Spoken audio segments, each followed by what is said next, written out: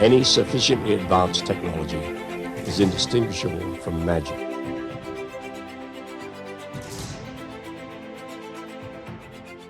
All right, James, we are live and we are recording, but we are also live and we are here to discuss this that I got multiple copies of in the mail. Thanks to you. I'm going to get my very own copy from Amazon.com next week as we get everything dialed in for the launch of, I think, is your best book. I've read them all, and I've talked about them all. I've bought them all for my friends in the. You have a whole James Altucher shelf in your house. I do, and actually the whole library here at UCSD has been converted to the Altucher wing. When you didn't have to donate that much, that first 25 million, those 25 million Bitcoin.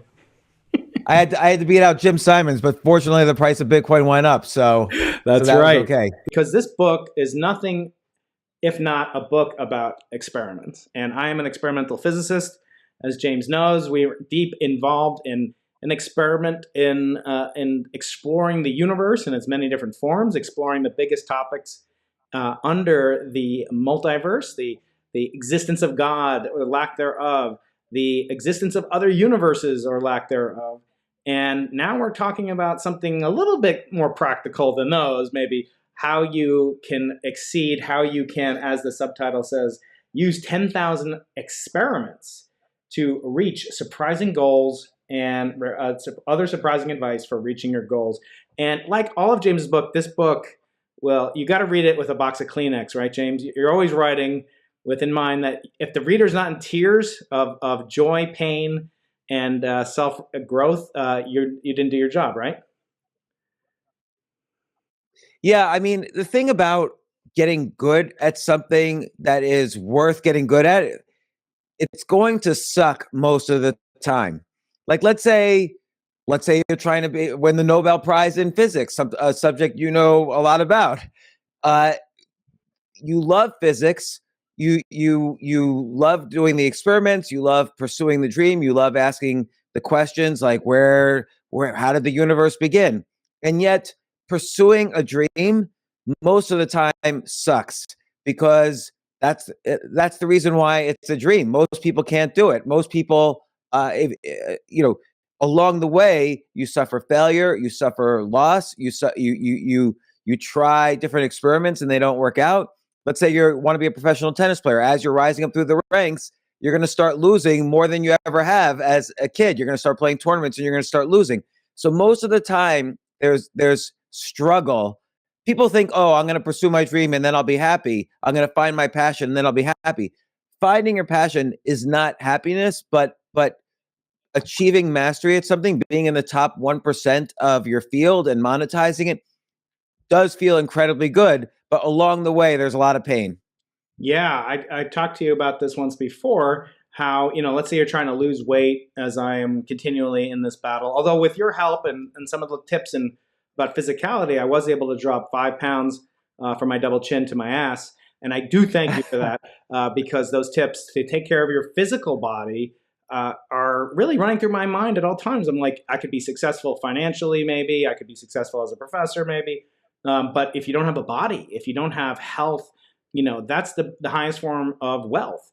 And to me, looking at it as an experiment, I started to think, well, what if I get 1% better a day? Because, I noted this when I started reading the book, that the ultimate way to skip the line is to master control over time and space.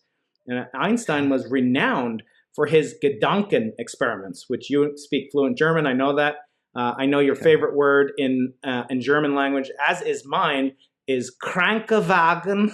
Do you know what the Krankenwagen is, James? No. What does that mean? It's an ambulance. So there's a lot of German words. I believe they're German in the chess world. So like Zugzwang is a situation where your opponent can't make any move or he'll lose. Right. There's nowhere to go but down. And I do think about that quite often. But in terms of these experiments, Gedanken experiments, Einstein did 10,000 experiments. He was not an experimental physicist. He was a mind physicist. He was a theoretical physicist. He was a Jewish physicist. The Germans considered him too Jewish to do by doing theoretical physics, was not manly and was not Aryan. And so they actually forbid German Jews who were doing this type of theoretical physics from winning the Nobel Prize. Actually, this was a big constraint on them. But I started thinking about, well, these 10,000 hours that you talk about, they can compound, and the compounding of 10,000, by the way, the square root of 10,000, James? 100. 100. So 1 over 100 is 1%. So get 1% better every day, and you can compound. And by the end of the year, you'll be 37 times better, right? So, but I started thinking, what if I want to lose 1% of my weight, every day or something like that? Let's say you want to lose 10 pounds, and you want to do it 1% a day. And so I started thinking, well, what is that like? And if you go through the math, it turns out, as you know, every time you double something in the exponential growth in this hockey stick curve, you add everything that came before to it. In other words, when you go from 2 to 4, you're adding, 2 plus 1 plus 1 before, and you get 4. So if you're going to lose 10 pounds in a year, that first 5 pounds is going to take you basically half a year. The first, 2.5 pounds is going to take you 3 months. And the first, the first 1.5 pounds or 1.25 pounds, that's going to take you 30 to 40 days. And I started thinking, like, you could drink like a soda and gain 1 pound. So how do you keep your resiliency up during this very slow phase in the initial ascent up the exponential that is the 1% growth rule? I mean, it's hard to quantify it so much like that, like how you just did with weight, but like, because just the same way, like, what does it mean to get 1% better at business every day? What does it mean to get 1% better at tennis every day? But the whole idea is every day you need to be thinking in terms of, like we were talking last week about the nature of science. You need to ask questions. What don't move? And then put in, most people don't try to improve every day. They're happy they get their PhD in physics, say, or they get a rank in tennis that they're happy with, and then they just play the game, or they just, become a teacher and do their work. But by asking what you don't know and where you're weak, you could start doing experiments to learn things that maybe nobody knows. So for instance, in physics, you can ask, well, nobody knows really how the universe began. Why don't they know? Because we don't know really what happened before the cosmic background radiation existed. So what are experiments to explore that more? And the nature of experiments is that nobody has done it before. See, everybody thinks the 10,000 hour rule is the fastest way to mastery, but it's not. It's actually the slowest way, because the 10,000 hour rule mostly involves repetition and then feedback from a coach, and then repetition again, and then feedback from a coach, and so on.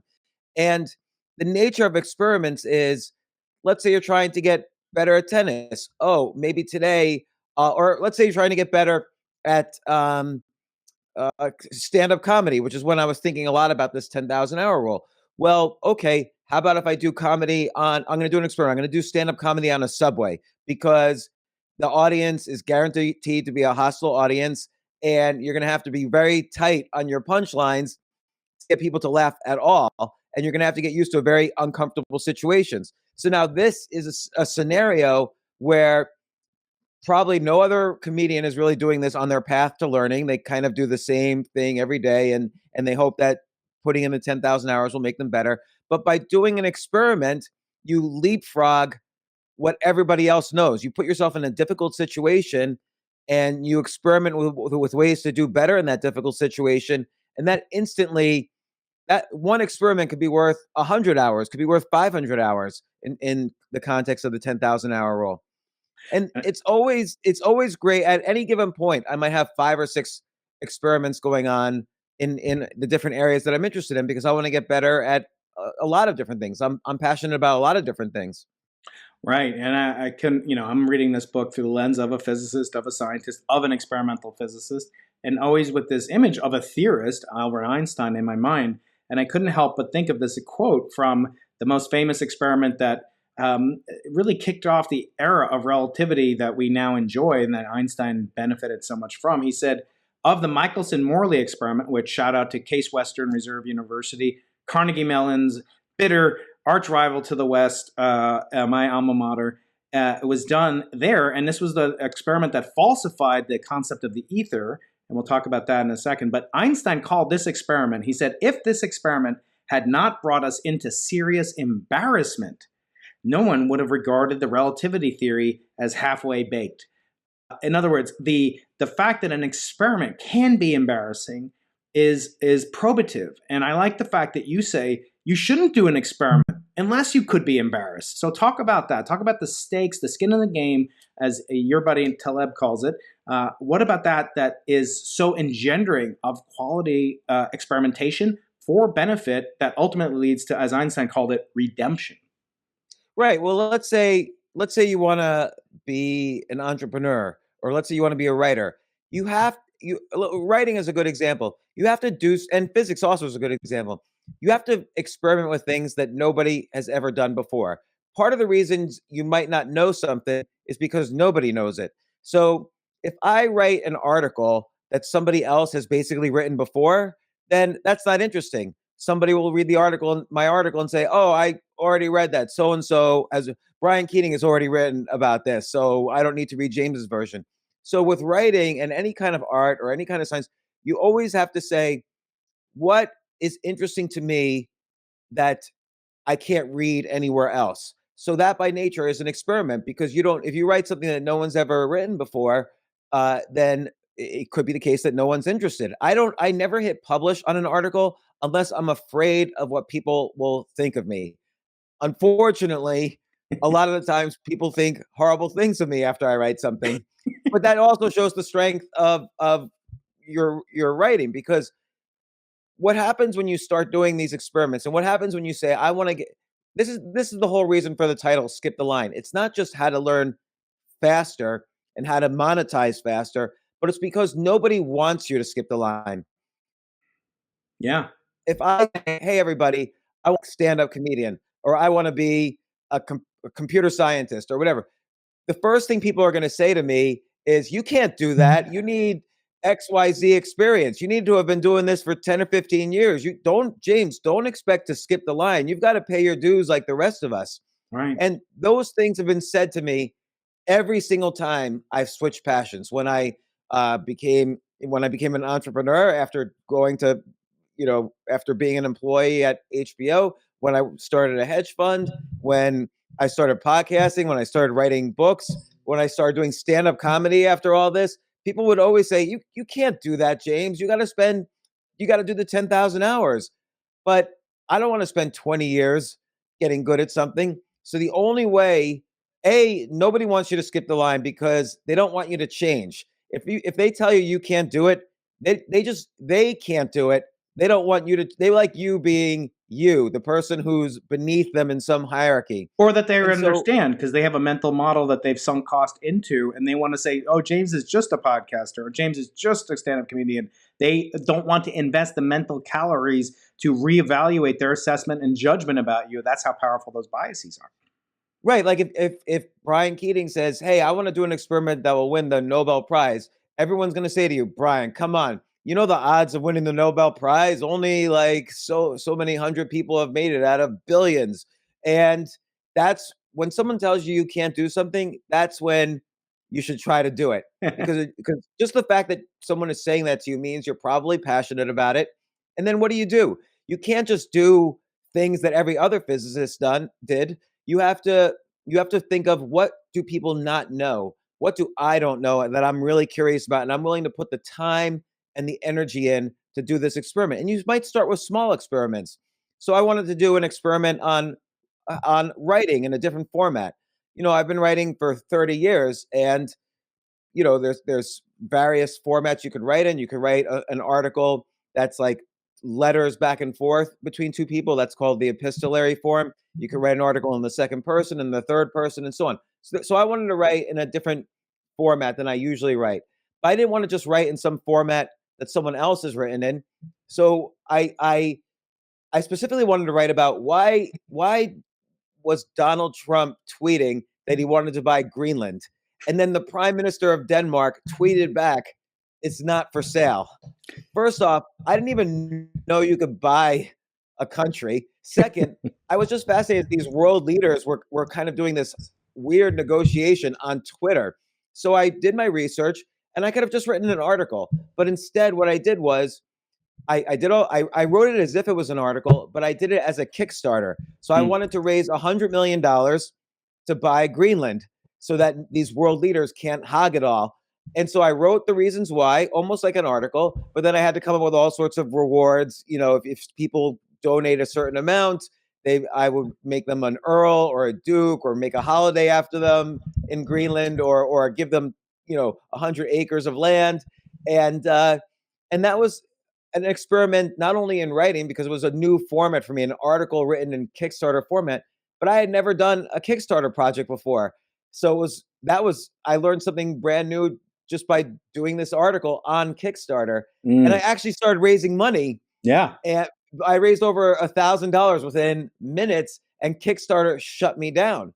Right. And so I asked Kickstarter, why'd you do this? And they said, well, we don't really believe you're serious, and we're responsible for the credit card fees when we return people's money. So I learned something new there. So just by doing an experiment, I learned about Kickstarter. I learned another format for writing. I learned all about Greenland, which I never knew anything about. And that's what experiments do for you. Plus, you get a story out of it. Right. I'm doing another experiment right now.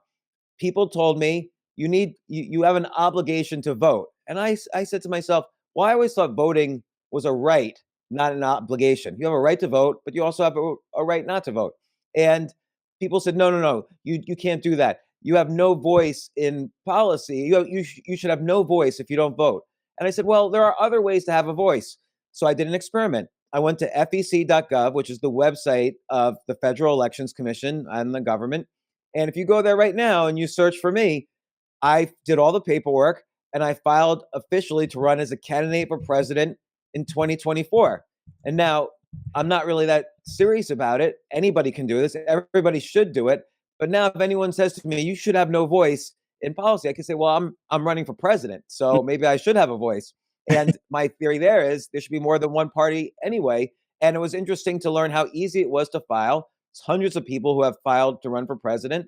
And so I learned something new, and it made me also think about the issues in a different way. Yeah. So it's a win-win. All these experiments, they sound funny and they sound kind of weird, but that's the nature of doing thousands of experiments, or hundreds of experiments even, is that it pushes your knowledge forward.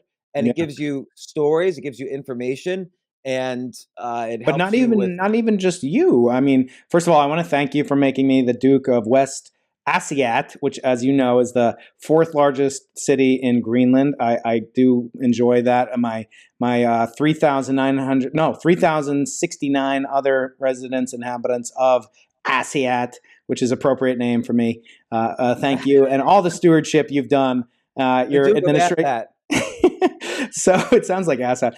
So many things to unpack in what you just said, and I can't help but related to these experiences I've had as an experimental physicist. First of all, one of the worst things you can do is tell somebody that the science is settled. This is my claim. Yes, we have evidence. Yes, we have other things. But if the science was settled when Isaac Newton was around, you wouldn't have had Einstein, who we keep talking about. We will continue to talk about him. It's impossible not to talk about him. Feynman used to say, Richard Feynman, most eminent physicist, one of them of the 20th century, used to say, science is the belief in the ignorance of experts. And so what does that mean? I thought experts are supposed to be smart. No, experts can be smart. They have knowledge. They may have wisdom. They may not. But the ultimate thing is, if you tell somebody that you should trust the experts and rely on the experts, then what you're telling them is that no further investigation is needed. No further experiment is needed. And what you've been saying all along about the value of experiments for the experimentalist, him or herself, and i.e. me or you, it actually has a lever effect.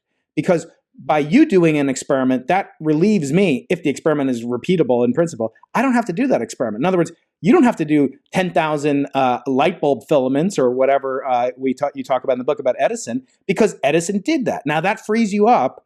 I always tell this to my students. It's kind of depressing, but like when they solve something and they solve a hugely hard problem in the lab, I'm like, mazel tov. Now you have earned your ticket to an even harder problem, because all the go ahead.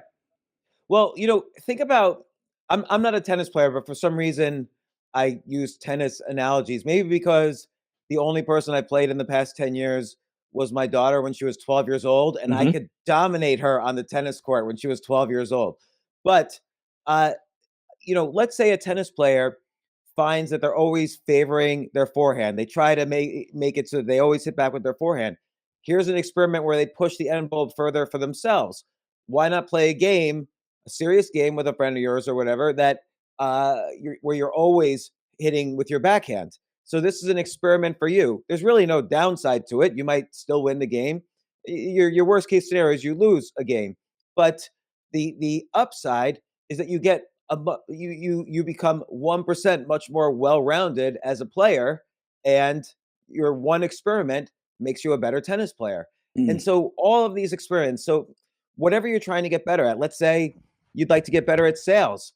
Okay, try to, when in your next sales meeting, try different techniques. Try being as quiet as possible. That's an experiment. Try just asking questions of the client, or try asking him for or her for advice. So like, they ask you, well, what are you selling me? And instead of just responding like anxiously, here's what I'm selling, I hope you like it, just say, well, what do you need? And I'll tell you if I have anything. Like, get out of your comfort zone. Like, that could be very uncomfortable for many people. Or, I always think in terms of games, because that's a fun area to experiment. Let's say you're a very this is a game that happened to me once in chess. I was playing the US Women's Champion and I was winning. This was when I was 18 years old. And I got so scared because she was, a strong player and I was winning, and I didn't want to blow it. I offered a draw and she instantly accepted and then just walked away. And I did an experiment after that, which is I am never going to offer a draw again, or at least for the next so many games that I'm better at. And the experiment worked. The downside is you might lose some more games. And the downside is really not that bad. It costs you nothing, and it makes you a better player because you'll play more. You'll be in more situations that are stressful for you, and you figure out how to reduce that stress, how to increase your energy in those situations, and so on. And it made me a better player. So just to remind people, we're talking to James Altucher on Clubhouse simultaneously with recording for the release of his phenomenal book, which comes out Tuesday, February 23rd, which is when we'll release this video. Do me a favor and order this book, pre-order this book. We want this book to blow up. This is James's greatest book in history, which is actually saying a lot because you've changed, millions of people's lives, James, for the better. You've changed my life. Right. You've made me a better person, a better father, better podcaster, and not yet a better chess player because you keep trying. No, you and I will play one of these days once I get my ranking above the logarithm. No, I'm happy to give you a lesson. So one of the techniques in the book. So in the book, I list all these techniques, including what I call the 10,000 experiment rule. But to be honest, it's more like a 200 experiment rule. I really feel if you do about 200 experiments in whatever it is that you're interested in getting better at, you'll be in the top 1% in the world. And that's because, by the way, sorry to interrupt you, but that's because of your other rule, which is idea sex. So 100 times 100 is 10,000. We talk in the book, actually 200 times 200 will get you 10,000 individual unique pairs of experiments or more than that. So actually, yeah, you're right. You only need the 100 by 100 to get 10,000 of order 10,000 pairs, which then lead to this great blossoming exponentially so in growth. Go ahead. Yeah, I never thought of it that way, but that's really true. Like, look at the Greenland experiment, for instance. That was a result of combining my writing skills with, the research I did on Greenland for this one thing with Kickstarter. So now I didn't just get 1% better at writing. I got 1% better at understanding Kickstarter. I got a lot better at understanding Kickstarter because those initial experiments that you do with something are worth a lot more when you're in the learning curve. Yeah. And I learned about an entire country, which is not really a country, I found out. But that's one of the things I learned. And but another technique, I have lots of. First off, I appreciate you saying that about Skip the Line, that it's my best book ever. I think it is too, because this book has it's not like a BS self-help book. It has real technique. Everything is a technique that I've used and people who have been on my podcast, including yourself, have used to become top in their field. And by that, I mean not just the skills, but monetizing, because that's really important. It's one thing to be in the sports space, but it's another thing. It's very difficult to monetize it. And, uh, uh, one of the techniques in the book I talk about is a technique told to me by Frank Shamrock, who was for 10 years like the MMA world champion. And it's called plus minus equal. And in that's where you get someone to teach you lessons. That's the plus. The equals is you use your peer group to bounce ideas back and forth. And the minus is you're not really good at something unless you can explain it simply, unless you can teach it. So obviously, this as a physicist, you had professors and teachers who taught you a lot that you know. Then you have peers that you bounce ideas off of, and of course, scientists are also teachers, and you have students. So a few months ago, I decided to purely test my ideas by once again. I haven't studied chess in 23 years. I've gotten a lot worse since my peak, and so I decided I'm going to study the game using the techniques in skip the line. I got myself a plus, I got myself equals, and I got myself a minus. I'm giving some lessons out just to have that minus. I completely switched the way I play. So I'm doing the 10,000 experiments, and I'm doing various, I have a technique called spoke and wheel in the book, where you don't just do one thing, you do many things in the area that you're interested in so that you see different angles of the subject. So in addition to playing, I'm also, streaming it occasionally and doing other things. So or if you're interested in sports, or if you're interested in finance, you could write a book, you could do a podcast, you could do a newsletter, you could start a hedge fund. Those are different spokes of the same Right. wheel. And in So science, it's important to do all of them to become well-rounded. Yeah, and so many of the experiments that you talk about really resonate with me. Again, it speaks to the quality of the book and the vision of the author that it can apply. I mean, it's kind of weird that it appeals so much to an experimental astrophysicist like me, a humble one at that. But, of course, all the skills, and I followed you for the better part of almost 2 decades now, or at least 15 years, 14 years. And that it resonates with me and my audience, who are pretty nerdy and like me, like to geek out on physics. This book is replete with references and kind of highlights of some of the greatest names in physics history. And I want to talk about my friend who is my hero, rather. I wish he'd be my friend. Actually, I'm doing an experiment, again, inspired by you, to create artificial intelligent Galileo, which I'm calling Galileo, and that will be part of the spoke system supporting the hub or the wheel, which is my Galileo homage, in part going to be generated by Galileo's Dialogue, which is the book that influenced me most as a scientist, influenced a man by the name of Albert Einstein the most. And this book is one of the most important books in human history, and it doesn't have an audiobook. So no one's ever done an audiobook in the history of the world. And I figured, I'm going to do it, but I need permission. I need to find out who owns the rights to the translation. I'm not going to translate it. And then you were just like, just do it. Just do it. Ask for, permission later. First ask for forgiveness, which explains why I got you on Clubhouse. You didn't know I was going to do this. I figured, if he doesn't want to do it, I'll say, sorry, James, I didn't know it, but it was an experiment. No, I'm always open for a good experiment. So now, James, yeah. Let me just about Galileo, just to finish off about that. So now I've got people around the world, including one of the greatest physicists alive today, an Italian by the name of Carlo Rovelli, and he's offering to read a third of the Galileo's Dialogue book. So much attention is this getting that if you go to that small site that sells your book, after you buy James's book, Skip the Line, and all of his books, you will type in my name, Brian Keating, and it comes up Brian Keating Galileo. In other words, people are already searching for this book. There's a thirst, there's a hunger, and I didn't write the book. I'm just doing the experiment that you commissioned me to do as my PI. So, and here's the interesting thing. It's not like you had to spend a year doing the audiobook before you conclude if the experiment works or not. When I said, okay, just do it, it probably took you a few hours to find out, maybe even less, to find out who had the rights, send them an email, get an email back, and they said, sure.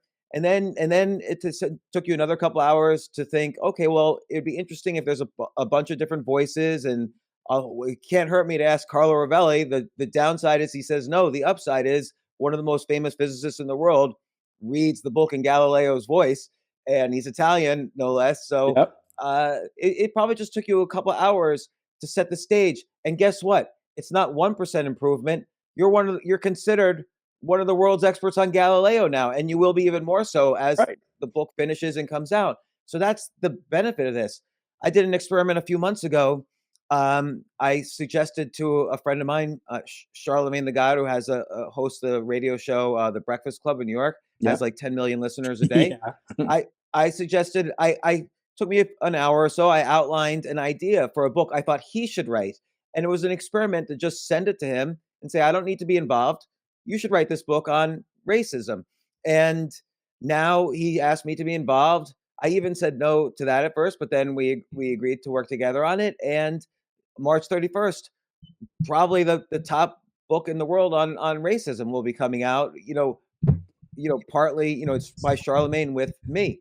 Yeah. And some of these experiments, if the upside happens, it could be huge. If the downside happens, if the experiment doesn't work, you set up the experiment, like I'm sure you set up your science experiments. You set up the experiment so you learn fairly quickly if it's got merit, if it's going to work or not, and then you could continue the experiment more.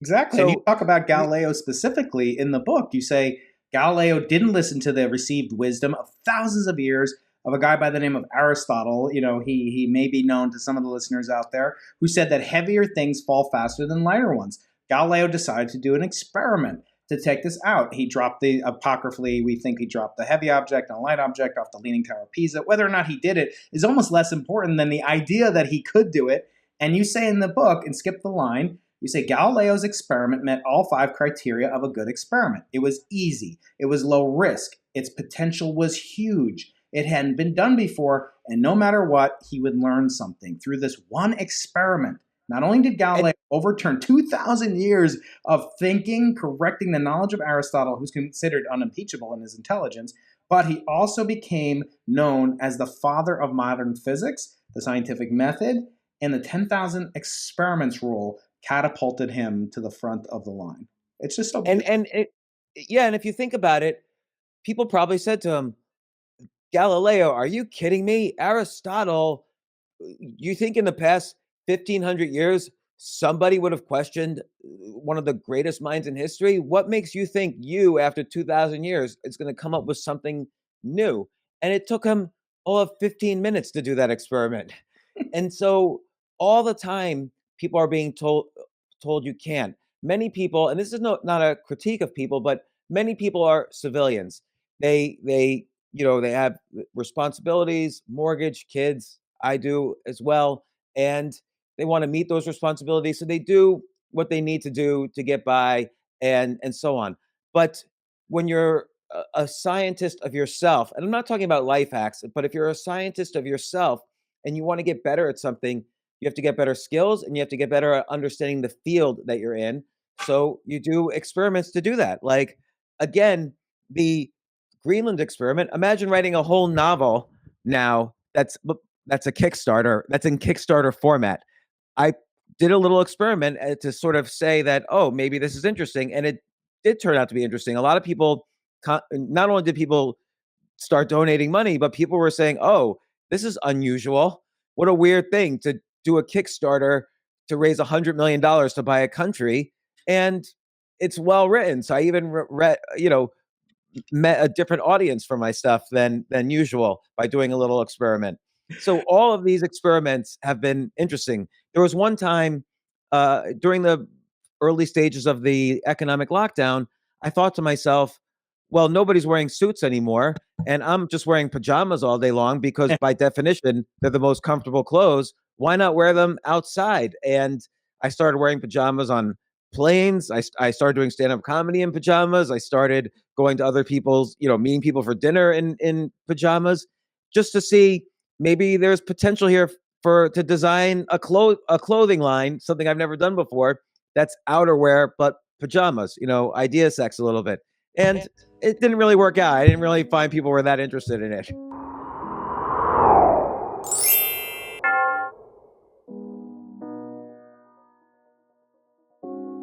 You hedge. You talk a lot about in this book about risk management, and I want to go there next. we on these large projects like the Simons Observatory, like Bicep 2, which I talk about extensively in Losing the Nobel Prize, we deal with what are called risk registers. These are basically simple probabilistic estimates of both the likelihood of an event occurring. The Chilean peso will fluctuate to our disadvantage against the US dollar. And since we pay labor and concrete and gasoline instead of in Chile, where the telescope is located 17,200 feet above sea level, that's a risk that is known to have some volatility. It can happen. There are other risks. A global pandemic can take place. My advisor, father figure, mentor can commit suicide. These are things that happen, and these are the things that are again, the title of Nicholas Nassim Taleb's books tells you everything they're all about, as you point out in this book. I love this book as like a meta-analysis of Nicholas Taleb at one point. But the black swans are the most impactful, the hardest to predict. How do you maintain that? I know you're not like a huge fan of like resiliency and grit, but rather another one of his books, Anti-Fragility. How do you deal with something like that? Like my advisor committed suicide. I was in a deep depression for months.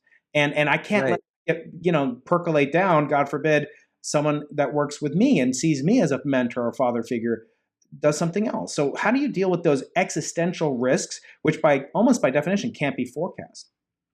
I mean, first off, I'm very sorry about, I remember reading that in the book, in your book about losing the Nobel Prize, about your mentor committing suicide. That's not quite in the category of an experiment, but let's say an experiment doesn't work, and the looking at everything as an experiment, other than the life and death of peers and so on, but looking at everything you do as an experiment helps you to be anti-fragile. So just to be clear, people think resiliency is the key to success, like you're persistent despite things going bad, but that's not quite true. It's anti-fragility, as Nassim Taleb points out, which is you become stronger from failure, not just resilient from failure. And the whole idea is if you view everything as an experiment, no matter what, your worst case scenario in the experiment thing. It's like Thomas Edison said. A reporter asked him, "What does it feel like to fail 10,000 times when he tried to make the first light bulb?" And he said, "I didn't fail 10,000 times. I found out 10,000 ways not to make a light bulb." And you by viewing everything as an experiment, you're able to say, "Well, this didn't work out, but what did I learn from it?" Because that's how you move the 1% forward. If let's say I'll use chess as an example. Let's say you play a game of chess and you lose. I know people who get so upset at themselves, they throw the pieces, they're sore losers. Heck, I've been like that. Me too. I'm the person who threw the pieces. I do a tennis racket at a chessboard. That's how I compound. I do idea sex with my anger. But yeah, it's that's violent idea sex. But with chess, it's really important to analyze your losses. Like, oh, I just lost. This is a great example to never lose. I'm going to make sure I never lose like this again. So you spend just 5 minutes, 10 minutes studying the game. Then you turn on the computer and you have the computer analyze. So you study it again. Just analyze it twice. And you will be literally 1% better at chess for doing that every time you really analyze one of your games. Same thing with a business. Same thing with a sale that didn't go through. Same thing with investing. Now, here's the thing about risk management. If you're doing something that a lot of people love, let's say you have a passion, let's say you're passionate about writing, or let's say you want to make money investing, the rewards are there. People have made money through investing, for instance. We know that there are rewards in doing this. It's not like every investor loses all their money. But since you know the rewards are there, your only job really is it's about 1% reward, 99% risk. Because if you can stay in the game, you win the game. All you need to do is stay in the game. But because the game is always changing and people are the best players in the game are always improving, whether it's investing or science or writing or comedy or whatever, you need to constantly be experimenting and improving. Yeah. Like, oh, I look at Warren Buffett's a great example. He's known as a value investor. To be honest, he hasn't really done value investing since I don't know, the 1960s or 70s. He has many, many styles of investing that he's experimented with. Don't forget, this is the man who said he said he would never buy technology stocks. He owns Apple stock. His first big tech investment was Amazon. He lent them hundreds of millions of dollars. So he was always willing to experiment with things that he was deeply uncomfortable with in order to become the best investor in the world. And that's really what you have to do. In comedy, if you tell great jokes, that's fine. How about now the characters in your jokes play around with doing different voices for each one? Because guess what? That's Louis C.K. experiment with that, and those are his funniest jokes now. Right. So And I you know, look, I look at your book and I say, this experiment that you talk about with failing experiments, with whatever that means, because it's not even clear, as you point out again and again. There's no since there's no one skill called stand-up comedy or astrophysicist or chess player or whatever. There's no one skill. It's this compendium of micro skills. You by definition can't fail because you are more than the sum of those parts, the combinatorial parts. And you talk about in the book an experiment you did in Twitter, which we're going to replicate in a few minutes on Clubhouse. So I am now repeating an experiment you did with a technology that was in its infancy called Twitter, and I am now doing it in Clubhouse. And I'm going to do another thing which you did, which is when you reached out to Costello, who was the CEO, early CEO of Twitter. And he ended up writing the foreword to Choose Yourself. And you asked him, you sent him all these ideas. Well, guess what we're going to do, James? You and I are going to send ideas to the CEO of Clubhouse, whoever the hell that is, and see if we can get in on their early valuation round. We'll spread that money out amongst all the people that are in this room as of right now. Jay, take a screenshot.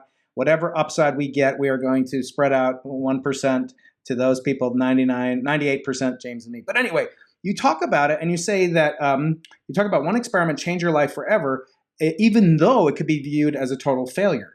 When you learn, you earn. And every experiment you learn from will allow you to skip the line. I thought about this. I did a quick, this is one of my experiments. I did a quick Google search.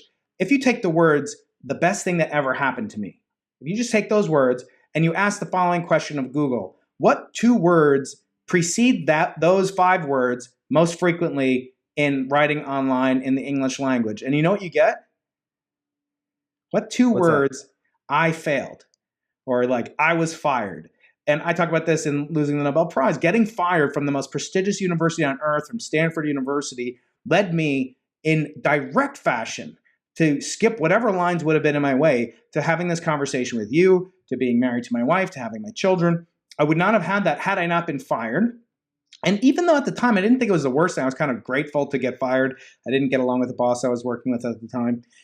But then things got put in motion. She helped me out. I got set up, and the rest took care of itself through a lot of hard work. But that notion that almost everybody, James, says, of a failure, it was the best thing that ever happened to me. And yet we fear failure. Why is it? Why is it that we don't have that panoptic, synoptic view in the moment that, okay, failure, okay, that's part of it. Yeah. It's going to lead to it. Why is it so hard to get over that mental model of failure as ultimate destruction? It's a really great question because we know intellectually that failure is a learning experience. If you ask anyone, they will say failure is a potential learning experience. But why do we fear it so much? It's because, we've been in modern society for, let's say, a couple hundred years. You could even argue a couple thousand years, but the human species has been around for 2 million years. We haven't really been evolving that much. Our brain has not evolved since then. Our brain still thinks we're in a tribe of 30 people at best. And when you fail, it releases a neurochemical that signals, hey, buddy, you might get kicked out of the tribe.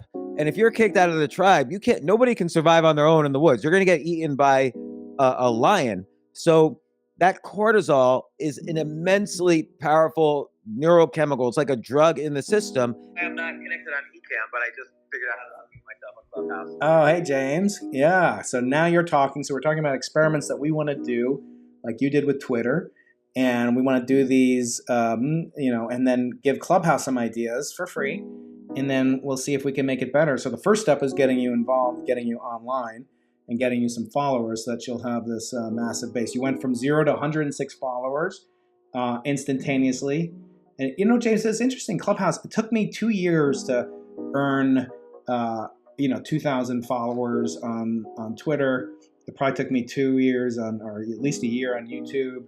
It took me. I still just barely got above 2,000 on Instagram. I don't spend that much time there. But Clubhouse, it took me literally, James. It took me 6 days to get to 2,000 followers.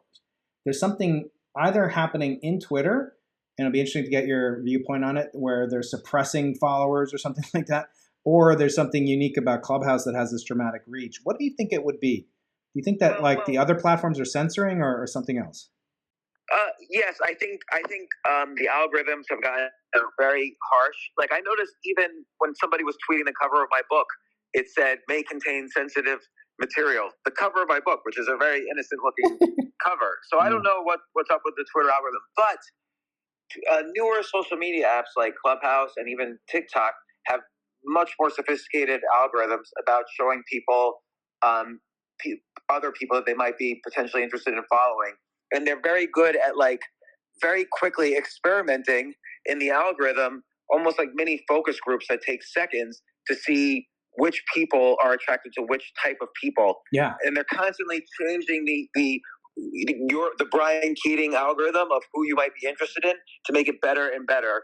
And it's very sophisticated. Same thing with TikTok. It's much more sophisticated than Instagram or Twitter or Facebook, which is why you might not even have a lot of followers, but be exposed to a lot of content that you don't follow and to see. They learn by seeing who you're interested in, who you spend time with, and so on. Right. So Clubhouse could be doing that as well. But I would say one experiment that people could do to improve their Clubhouse followers is organize events.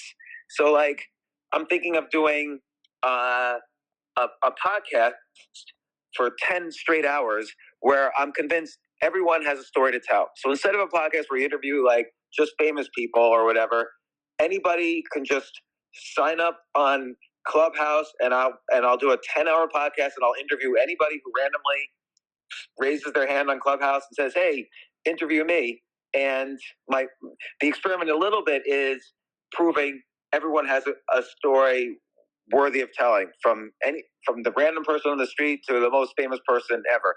And if I use Clubhouse to do that, I'll get Clubhouse followers. Yeah. Just like how I used to do Q&As on Twitter. I was just going to say that. Yeah, you did a Q&A on Twitter. You're the first real person to implement that. Now I view Clubhouse as kind of like the benefit over Twitter is you shouldn't drive at all, James. Let's be honest. You basically are a menace to society on the roads, but you could use Clubhouse on the road. It's perfectly safe. It's just put on hands-free mode, and I've done it while I was supposed to be interacting with my children. But there's only one. I've got a couple children, so there's plenty of them to go around. But actually, thinking about Clubhouse, and keeping it open as this two-way communication. First of all, I want to give people a chance to speak to James Altucher. Let's get some questions for James here. We have Harveen, who I've known for a little while, only through all these people. I've only met you on Clubhouse. So Harveen, do you have any comments, questions? Camellia, you have any comments or questions for James Altucher, the one and only? Yes. Just a quick comment on compounding. I mean, I appreciate the idea of standing on the shoulders of giants, but you could be compounding mistakes too. So I just think that in some areas, just departing from what's come before may offer right. Well, insight. That's the nature of constructing things as an experiment, as opposed to the 10,000-hour rule, which I'm simplifying the 10,000-hour rule, but it's a lot about repetition and just keep on repeating an action while you get better at it. But that could be a way that you're repeating bad habits. Experiments are something that happen that you do in the world to see if the world responds the way you think it might, and it either will or it won't. So it's not really about compounding bad habits. It's about learning the good and the bad, and you're going to do that from experimenting because the real world is going to give you the feedback, and that's very important. So when I wrote this piece about Greenland on Kickstarter, I very quickly learned that Kickstarter doesn't like this, but the writing people thought it was an interesting idea, and I learned about Greenland. So there wasn't really any bad habits to learn. I did an experiment that improved the way I understood a topic. Or if I do an experiment in stand-up comedy, I know right away, oh, I did this weird thing that I've never seen a comedian do before. It was an experiment. The downside is I'm going to get booed. The upside is people are going to laugh hysterically, and I find something new that nobody's ever done. And I've done experiments every single time I've performed. Some of them work right away. Some of them are horrible, and people hate it. People think, what the hell is this guy doing on stage? And you learn really quickly. So it's not about habits as much as getting kind of feedback from the world, just like a scientific experiment. If I want to find out what temperature water turns into steam, it's not about learning a habit. I'm going to learn the exact temperature water turns from a liquid into steam. Thanks so much, James. James, just one other quick question on writing and selecting subjects to write about. Say something piques your curiosity, and writing about it would increase people's insight into that problem. And you had the time, ceteris paribus, right? Is there something that would stop you from writing it, like some kind of externality that would make you pull back and say, no, I don't want to? Yes, only one thing though. So again, I don't hit publish unless I'm afraid of what people will think of me. And so I don't mind hurting myself in my writing, but I will never write something that hurts another person. So that's a rule, the one rule I've really stuck to over the past 20 years. But there's no topic off limits. I remember one time I did an experiment on Techcrunch, which is a popular blog about Silicon Valley. It was, I would say 5-6 years ago, was the most popular blog about Silicon Valley. And everybody would write about Apple or Google or write these very technical or dry articles. So I wrote an article about my first business and my customer and how I got the customer and so on. But then at the end, I just mentioned at the end in this article that he had this secretary who had a scar all the way down the side of her face. And my last line was, I wish just once I had licked the scar right off her face. Not a line you usually see in a blog about entrepreneurship or investing or business. And people were like, what the hell did I just read? But it was an experiment to be a little bit more literary and appealing in a mostly dry sort of blog. And it worked really well. And I started doing it all the time. And at one point, the CEO of AOL, which owned Techcrunch, even called me, Tim Anderson, and said, I always know when you're writing because the page views for the entire site go up. Let's see. Camelia, do you have any comments or questions for James? Yeah, sure. Thank you. I'd like to say thanks, James, so much for your last year's IG Live during lockdown, because it encouraged me to write my first English novel and self-published on Amazon. Thank you. No. Oh, you're very welcome. And that was a series of experiments. So those IG Lives, I had never done them before. And then I started converting them into podcasts, and that was an experiment. And they did even better than my usual podcast. Mm-hmm.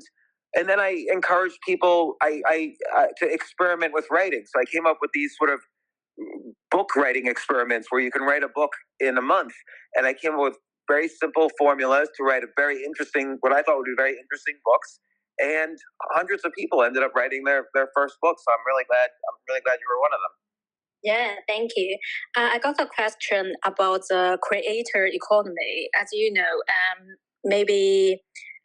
during lockdown, a lot of individuals, they start to just work for themselves. But do you think in the future there will be a creator economy, like companies invest on individuals, on the creator themselves? Absolutely. And that very question is fascinating because, again, this always goes back to the fact that questions are much more important than answers. You ask the question because you don't really know the answer. And so the answer could lead you down a pathway that could generate huge success. Imagine, let's just make it up. Let's just brainstorm a little bit. Imagine somebody graduates college, but can't pay back their student loan debt, which is a common occurrence.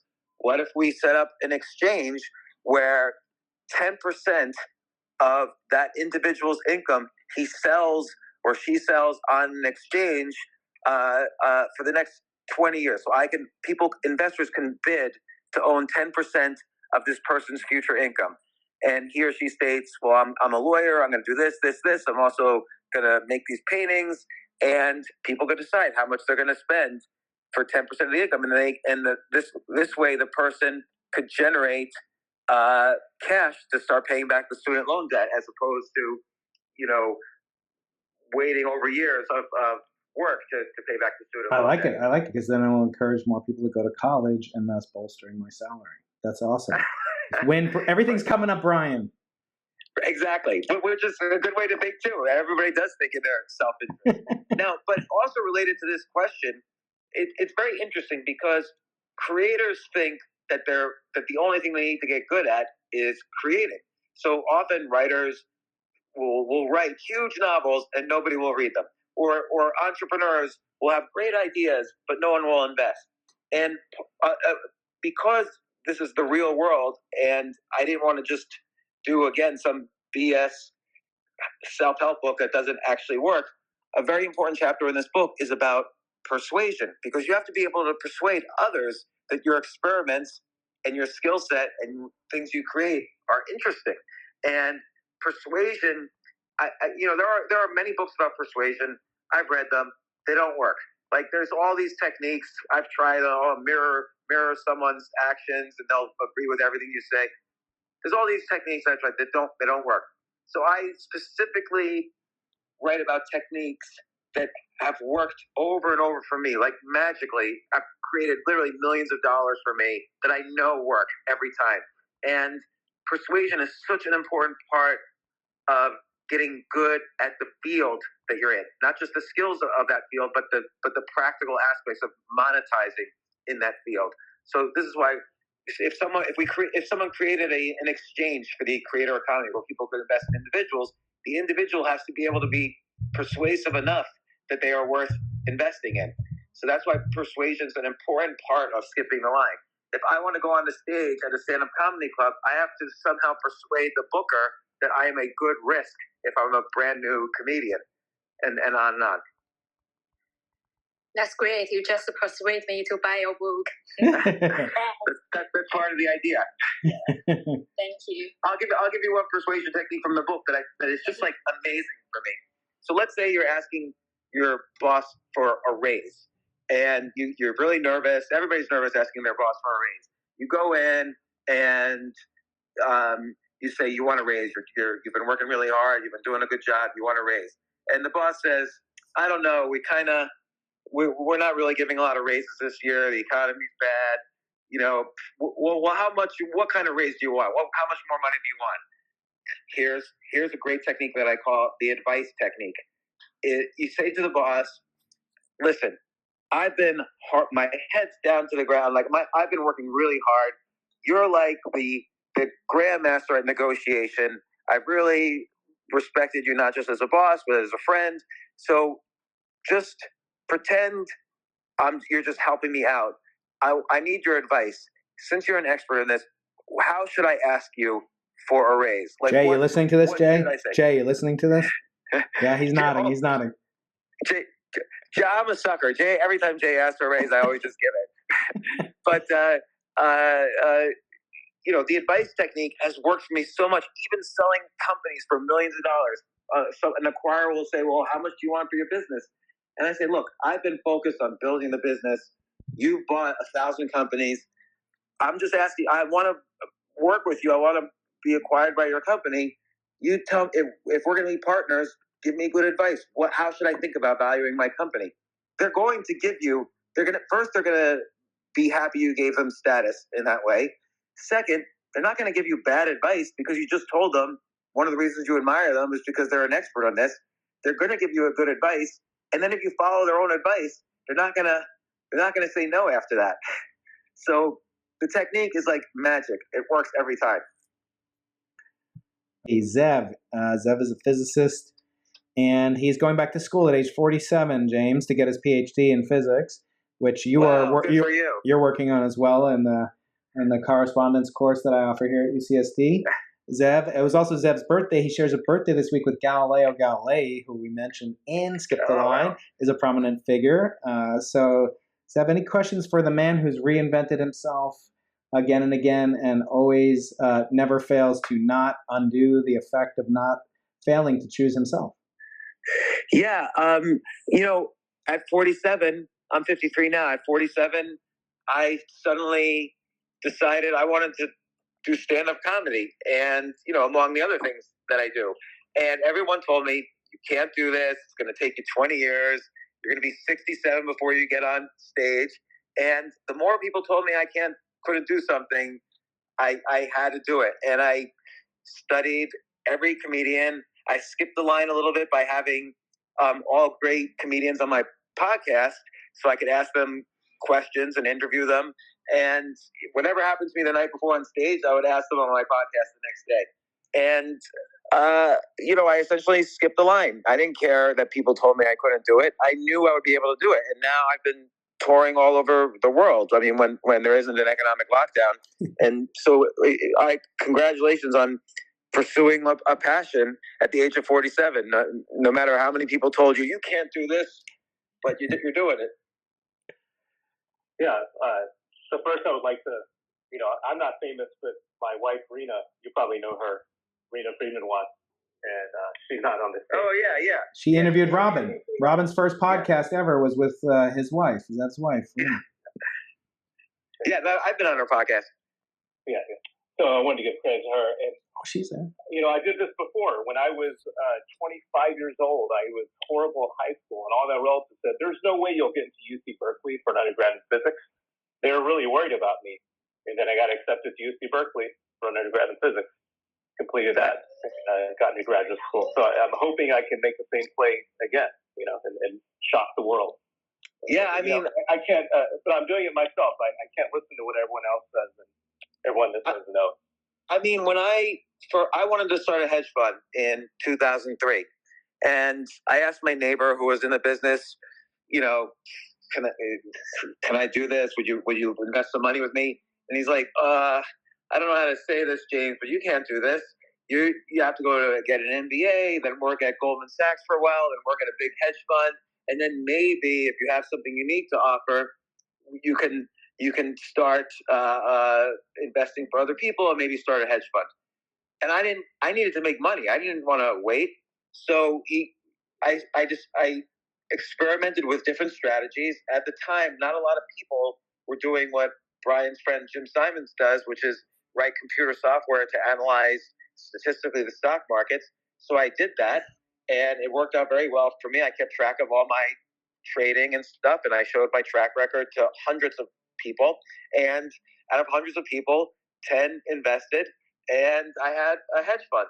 So I offered something unique first, which is the last part of what my friend was telling me to do. Rather than going to Goldman Sachs and hedge funds, I just read every book I could do, programmed some software, tested thousands of ideas. I did tons of experiments. Some experiments worked, most didn't. And the experiments that worked got me in business. And then I sent emails to hundreds of people saying, I'm using artificial intelligence and software to model the markets. This is my track record. Can we at least meet? And then 1 out of 10 would meet, and 1 out of 10 of those would invest money with me. And then I skipped the line. I had a hedge fund within a few months. Oh, Rena's here. Hey, Rena, do you want to say hi to James? Wish him a happy pub day coming up. She did on Twitter. Hi, Rena. Nice to see you here. I'm excited to vote for you for president. Yes, you should run for president. Everybody listening to this, just go to fec.gov and run for president. That's the ultimate exercising your civic responsibility, right? If everyone should vote, then everyone should run. And politics is like the essence of persuasion skills. Unfortunately, because the very good persuaders often have no backbone behind, or no real solidity behind what they're persuading about. But what inspired me to sign up at fec.gov was I was in this debate about whether one should vote or not, and I saw that most people trying to debate were very poor at understanding persuasion. Like, they would just start insulting me, or they would start doing what's called a false equivalence. They would say, well, if you don't vote, then you're a racist. And I was saying, well, I'm happy to debate about racism. So this is a technique called labeling. What are we really, you say, what are we really talking about here? Are we talking about what voting means over the past 250 years and whether one should vote or not? Or are we debating about racism? Because I'm happy to do that as well. And, but that wasn't what I thought the debate was about. So labeling what somebody is doing is a good way to shut them up if they're not making any sense. Mm. That's another technique in the book. Very powerful one. Timmy, let's see. You're up on this. Oh, who is that? That's a real quick question. Hey, James, what's your recommendation for us who are not old enough to run for president, but are still vehemently, conscientiously objecting? Yeah, I think there's lots of things you can do. You can do, again, there's the whole spoke and wheel of content. So let's say your wheel is political objection. There's newsletters, books, podcasts. There's working for a campaign. There's starting a new party and finding someone to run for that party and finding people to donate to that party. That sounds like an extreme, but it's okay to have extremes also in this. You know, and many people do the smallest thing, which is they just argue on Twitter, which is totally useless. But I think it was stunning to me in this past election how there was only 2 menus served, and you had to order everything on one menu or order everything on the other menu. So, for instance, if you loved hydroxychloroquine, it also somehow magically meant you were in favor of lowering taxes. And if you hated hydroxychloroquine, you wanted to raise taxes. The two things aren't correlated, but it was amazing how all the Republicans believed one way and all the Democrats believed this other way. So why isn't everybody running for president? And then maybe there should be some online way to vote for any of thousands of candidates potentially, and everybody should be able to express their views. So I'm also an objector. I'm an objector to the entire system, not as an anarchist, but just that everybody should express their opinions. And I don't think enough people do that. Here's another experiment I like to do: argue both sides of something. So this is called steel manning your argument. I'm vehemently pro-choice, for instance, but my business partner is religiously pro-life, and I've steel-manned my argument, meaning I could probably argue the pro-life side better than he can. So once you steel-man an argument, another great persuasion technique is if their argument slips, you can say, listen, I hear what you're saying, but there's a better way to convince me about your stance, which is to do this, this, and this. Because I've been able to argue, I'm able to do that because I'm able to argue their side better than they can. And that's an important technique that most political people never do. James, I have a question. How on earth, in the middle of the pandemic, were you able to write this book with everything that you're going on? You're parenting with Robin, 5 kids. You moved to Florida. How do you do it? Well, you sort of make sure everything requires energy, and you just have to make sure, you almost have to do an audit of how you spend your energy. Do you spend your energy worrying about what relatives think about you? Do you spend your energy worrying about what parties you're invited to? Do you spend your energy worrying about, is this a good business idea? Maybe I should raise money for it. Well, try not raising money for it. Try to start the idea without raising money. For a book, what I would do first is, this is what I do for every book, is that I find lots of articles I've written. I literally staple them together, and that's a 0th draft. It's not a book yet, but it looks like a book. It's like 300 pages of words I've written. And then I rewrite everything, and a book goes through like 20 drafts, but that's a good way to start, to give you like energy and make you feel like you're accomplishing things. Yeah. And then it's just a matter of, rewriting and honing different points. But it was hard because before the lockdown, I was 5 nights a week performing stand-up comedy, which was taking a lot of energy. That's like 5-6 hours a night. And I wasn't writing the book like I should have been. So once I stopped spending energy on comedy because of the lockdown, I was able to write the book. And by the way, now after all, I've done, did hundreds of podcasts in 2020. I wrote 2 books. I started a business. I did other things.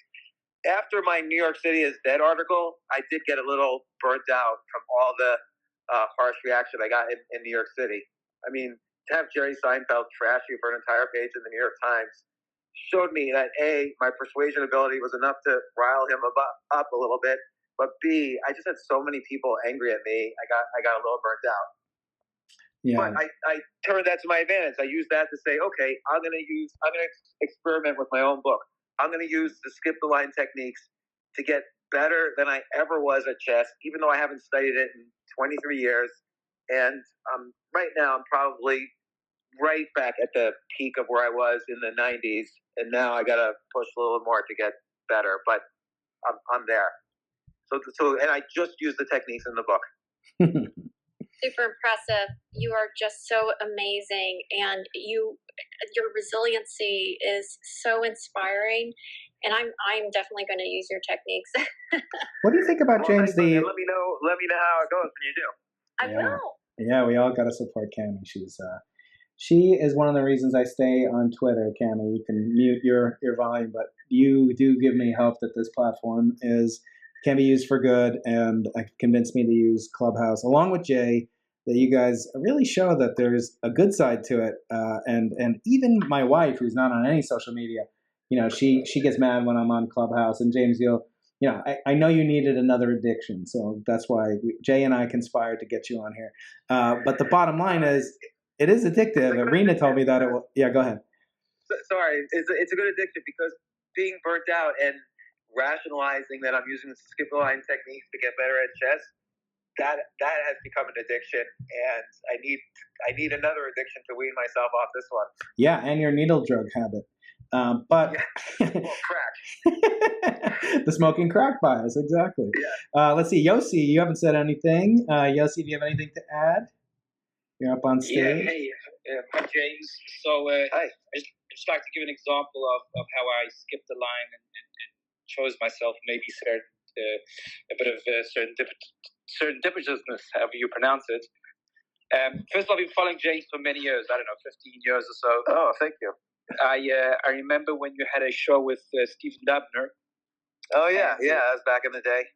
So you, at that time, you I think maybe you still do it, but you had published your cell phone number and you said, send me questions, or maybe it was even before then or after then, I lost track. But you had done you speak a lot about that credit card metrics and the credit score is a BS metric.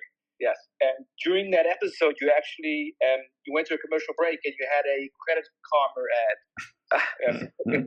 Credit Karma. And I texted you about it, and you actually phoned me, and you called me to tell me that you're right, that this had slipped through the cracks somehow, and you do not believe in what Credit Karma is selling, and you stood behind your opinion about the whole credit rating system.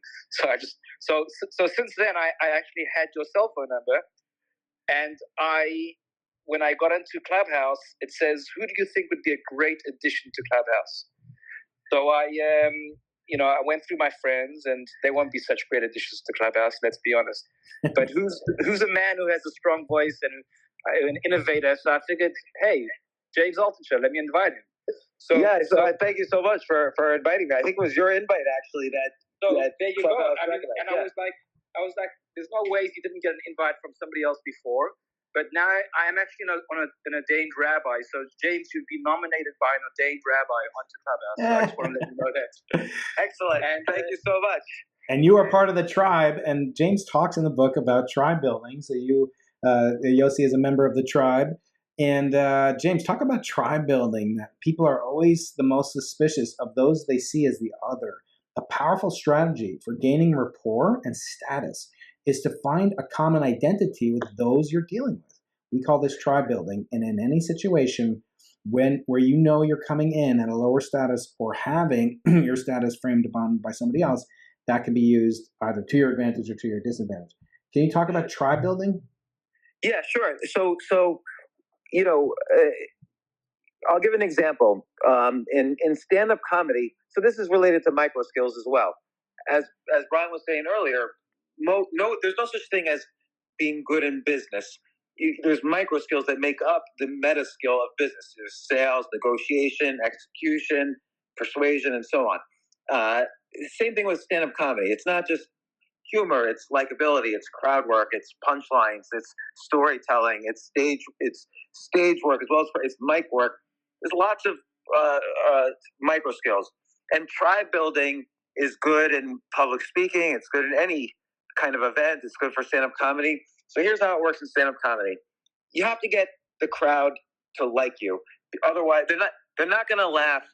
Even if you're funny, they're not going to laugh if they hate you. And if they like you, they might laugh at things that aren't funny.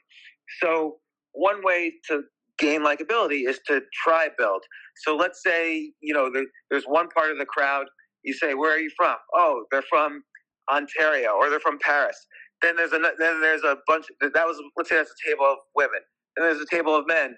Oh, they're also from Paris, and they're on the other side of the room. You say, hey, you guys exchange numbers. You should start dating each other. Maybe even tonight you could have sex with each other. You're all from Paris.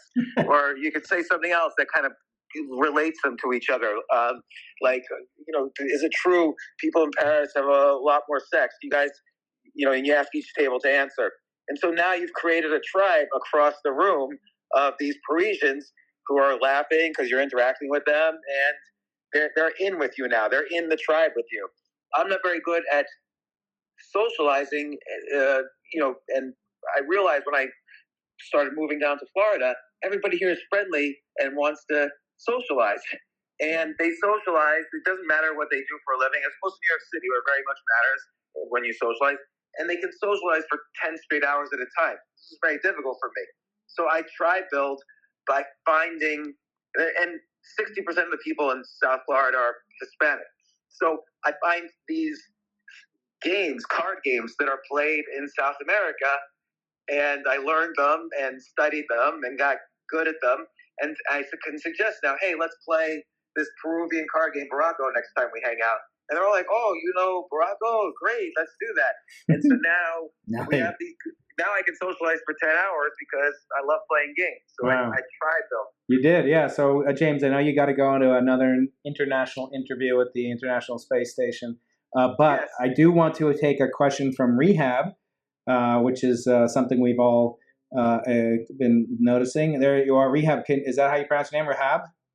Exactly. Thank you so much. Of course. I used to be a huge fan of you, following you on Quora. What happened? I haven't been seeing you answering questions because that's the favorite. I like to read more than listen, to be completely honest. So I haven't been seeing your posts lately. Yeah, I love Quora. I think that's one of my favorite social media sites. I've been using it for years. And just to be honest, in the past few months, I've gotten them a little burnt out. I think I probably overdid it this year. And then I have never experienced as much antagonism as I did from this one article that I wrote. And I decided to just take a few months off from all social media. And, Quora, I probably took a little longer time off from that. But you're right, I should get back into that. So I will. Well, James, I want to thank you so much, not only for your time that you've devoted to us today, for joining Clubhouse, and now millions of people can interact with you live, as I've had the privilege of doing. I want to wish you all the best with the best book that you've written. That could be a backhand. I really appreciate you doing this. It could be a backhanded compliment. That could be, it's your best book. Okay, well, that's okay, but it is also one of the best books I've read. It actually, the end, I'm going to leave the biggest cliffhanger. I needed a box of tissues at the end. I don't cry very easily, James. I'm a manly man, as you know, from having tried to lift me up in person once. But I want to thank you for all the gifts that you've given to the world, and this one especially. I want to wish you brachot and hatzlacha, and all the good stuff in the world for this wonderful book. Everybody, please not only follow James on Clubhouse, follow Jay, follow Cammie, follow everybody up on stage. I'm going in there. I'm going to follow everybody. I don't care what people think about that. James, thank you so much. Thank you, Brian, and I will I'll talk to you soon, and I'll be back on Clubhouse soon. I love this. So I'm going to think of some ideas for Clubhouse now. Awesome. All right, everybody. Thank you so much. Thank you, Brian. Bye, guys. Any sufficiently advanced technology is indistinguishable from magic.